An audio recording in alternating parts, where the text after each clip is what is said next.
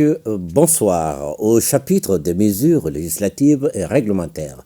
Sur le rapport du ministre des Affaires étrangères et de la coopération internationale, le Conseil des ministres a adopté des projets de textes relatifs à la ratification de l'accord de prêt signé à Lomé le 6 octobre 2023 entre le gouvernement de la République du Mali et la Banque ouest-africaine de développement pour le financement partiel de la seconde tranche du projet d'aménagement et d'élargissement du tronçon urbain de la route nationale numéro 27 Bamako-Koulikoro-Bamako.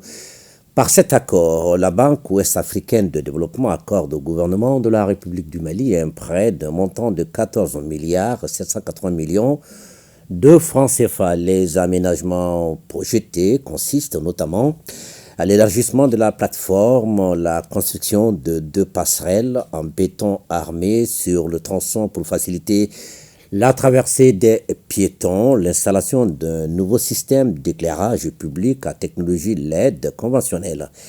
La réalisation du projet contribuera à améliorer les conditions de transport des personnes et de leurs biens et à minimiser les risques d'accidents de la circulation dans la ville de Bamako. Au chapitre des mesures individuelles, le Conseil des ministres a procédé à des nominations. La liste nominative des intéressés est disponible sur le site web du secrétariat général du gouvernement, le www.scgg-mali.ml et dans le journal L'Essor.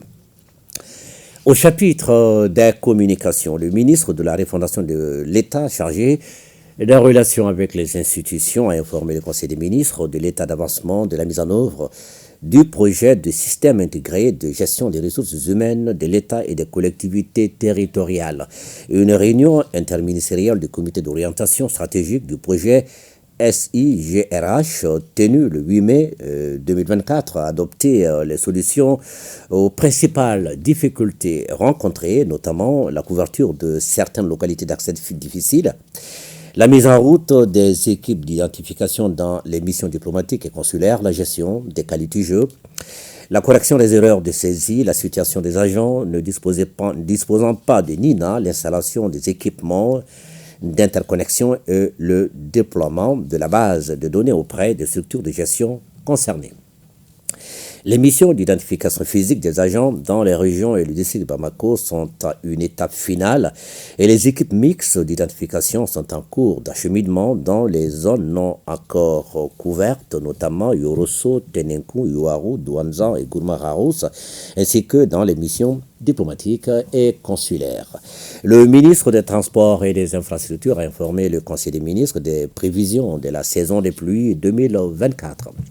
Selon les prévisions des services météorologiques, la saison des pluies 2024 sera caractérisée par une pluviométrie supérieure à égale à la moyenne climatologique de la période 1991-2020. Il est attendu un démarrage moyen à tardif et une fin de saison également tardive à moyenne. Les pauses pluviométriques seront courtes à moyenne en début de saison et moyennes à longue en fin de saison. Des écoulements supérieurs à moyens sont attendus sur l'ensemble des cours d'eau du pays. La prévision de la saison 2024 présente les caractéristiques agro-hydrométéorologiques et climatiques au regard des qualités de pluie et des écoulements attendus avec des risques élevés d'inondation.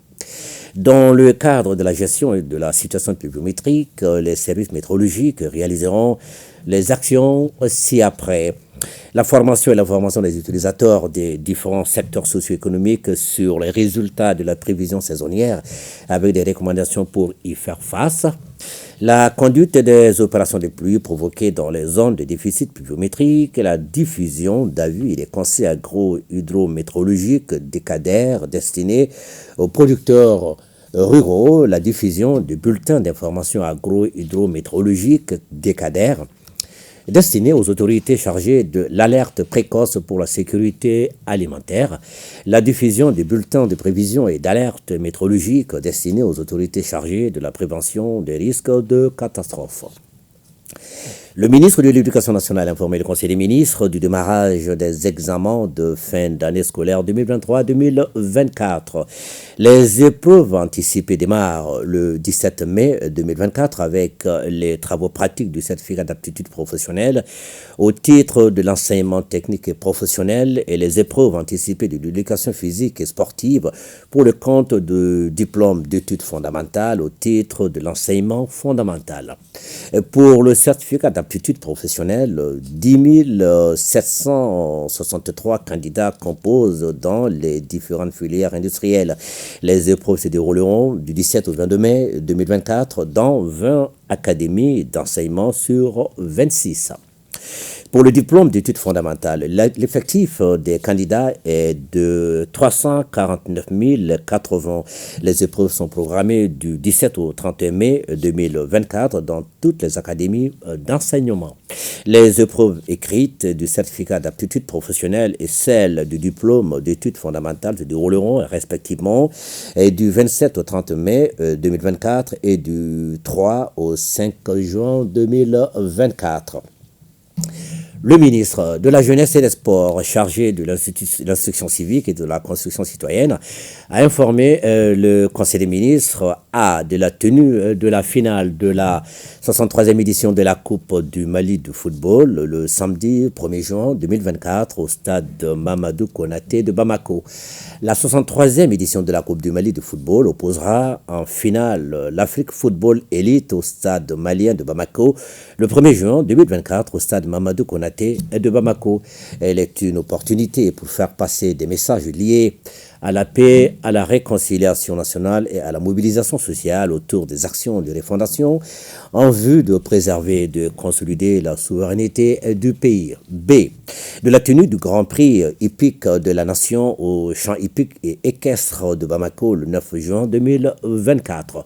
Le Grand Prix de la Nation est une compétition sportive qui se caractérise par sa capacité de mobilisation des enfants et adolescents regroupés en fans club des chevaux pour soutenir les différentes écuries.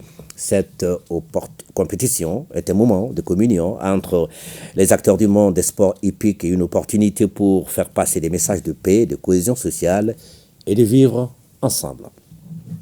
C. Du démarrage du processus de mise en place des organes du Conseil national de la jeunesse du Mali. Les statuts et règlements intérieurs du Conseil national de la jeunesse ont été relus par une commission tripartite composée de représentants de l'État, de leaders des organisations de la jeunesse et de la société civile, conformément aux recommandations des États généraux de la jeunesse. Le processus de mise en place des organes a déjà commencé par la création de la Commission nationale de mise en place des organes du Conseil national de la jeunesse, qui aura ses démembrements au niveau communal, régional et de la diaspora.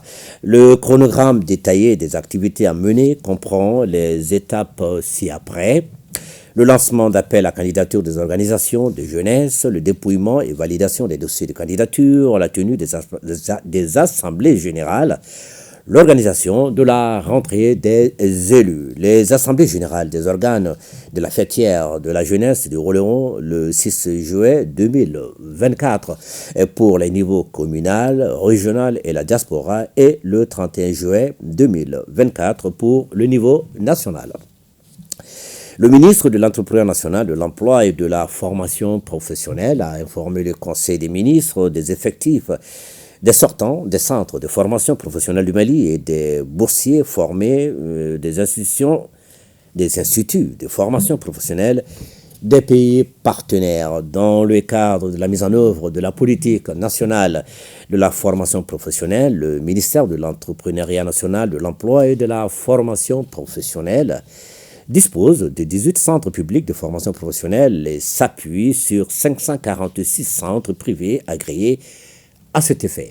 L'objectif global des 10 centres est de donner à tout demandeur d'emploi une formation lui permettant d'exercer une activité professionnelle. Ainsi, au cours des 5 dernières années, 8 927 jeunes ont achevé leur formation dans ces centres, dont 6 066 hommes et 2 861 femmes.